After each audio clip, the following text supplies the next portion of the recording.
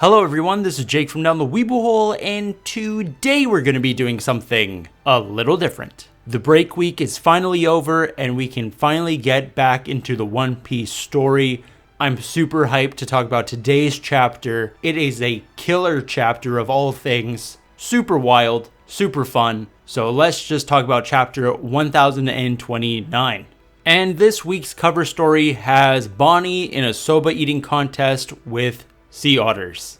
I don't know why sea otters, but it's a pretty funny cover story, and I'm just happy that Bonnie is featured. We haven't seen Bonnie in 100, 200 chapters now. It's been crazy. Last time was Reverie. I wonder what she's up to. I don't think she's eating soba with otters personally, but we'll have to wait and see what Bonnie's whole story is going to be like. I don't know when will be explored, but one day. But let us continue the chapter, and it begins with Sanji and Queen. Queen just broke his sword on Sanji's body, and everyone's like, was that armament hockey? And Queen's kind of making fun of Sanji a little bit. He's saying that Judge made all these humans more durable and enhanced physical strength, and to top it all off with hearts of ice. And we all know Sanji's backstory and how much he hates his siblings. So Sanji doesn't take this news very well. One of my favorite panels is Baby Chopper saying, "Sanji, my boy." Just reminds me of that Legend of Zelda meme with the king.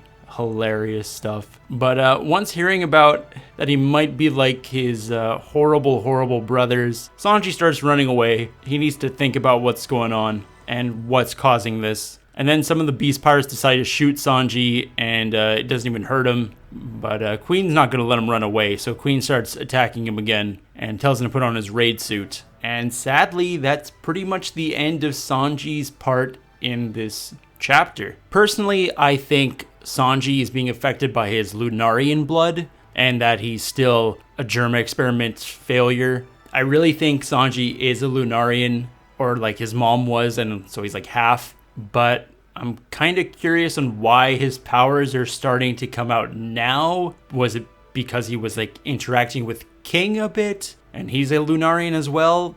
Maybe that's a thing. Not entirely sure, but we'll find out hopefully soon. Then we switch over to Big Mom versus Law and Kid's on the ground, and Law's not very happy about this. Kid is having these crazy headaches, and I was kind of confused on why he has them, and we find out later on in the chapter why. Law then gets a pretty good hit on Big Mom using his great shambles technique, but then Prometheus is able to hit Law with a pretty awesome attack called Stolen Fire.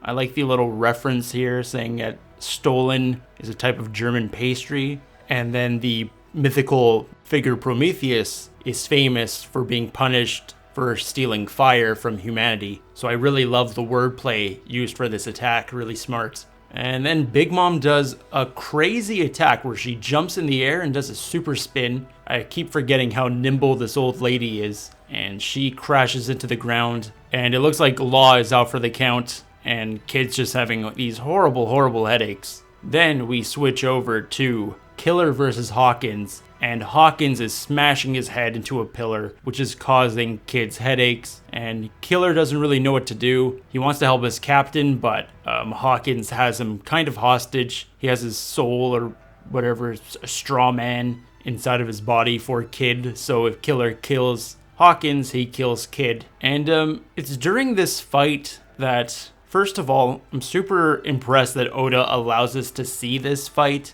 I never thought we'd get a whole chapter pretty much dedicated to Killer fighting, which is very awesome. A lot of respect for Killer. He was one of my, not least favorite supernovas, but he wasn't very interesting. He was just a subordinate of Kid's pretty much. But now we really see that he is pretty much like Zoro to Luffy. It feels like Killer has this unwavering devotion and loyalty to Kid because he wants Hawkins to take his life instead of Kid's, which is something Zoro already did with Kuma. But Killer's a smart guy apparently, and he asks, "What happens if I damage you and the pain has nowhere to go?" And I was kind of confused on what that meant, but Killer decides to cut off Hawkins' left arm.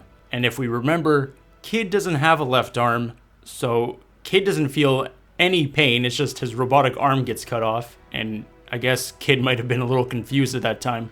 And then Killer is able to remove the straw doll from Hawkins' arm and save Kid. Hawkins then takes out one of his tarot cards, and it's the Straw Man's card. So he summons that giant straw man creature we saw at the beginning of Wano, and Killer makes quick work of it. Hawkins takes out another card, and it's the Tower card. And supposedly, the Tower card signifies great change, an upheaval of the established order, and indicates the opening of a new path. So I'll get into that in a few seconds, but Killer easily takes down Hawkins with Sonic Blade. And it was a cool fight, and it was just awesome that Oda dedicated some time to these two supernovas. I'm really happy about this. I thought for sure he was just going to skip this fight. It's great to see. Kid is able to get back up, and it looks like Law's up too, so I guess Law wasn't down for the count, so that's good to see. And I don't think Kid and Law are going to defeat Big Mom. I really think she has a big role to play in Elbaf, and I think we're going to Elbaf. But I also want to get back to the Tower significance, because a lot of people will probably believe that, yeah, this means like Luffy's gonna win and everything's gonna change. But what if it's actually the world government that's gonna win, and they come to Wano and they signify a great change and changed everything about what happens in Wano? I still like the theory that this is a kabuki play and that there's 5 acts and we're only at act 3, so there needs to be like another act, like an act 4, and for me that would be like the world government coming in and trying to take over. And then there's this whole arc, like mini arc within like a giant arc of Luffy stopping the world government. Probably not going to happen, and this probably just means like, yes, like the Yonkos are going to be defeated and the new generation is going to take over. But I like to keep the options open. Let me know what you think in the comments below of this chapter or my ideas. And thank you for watching. Subscribe if you haven't already. Follow us on Instagram, Twitter, and TikTok. And if you want to talk to me about One Piece or any other anime, come join the Discord. Thanks for watching, and I'll see you all next week.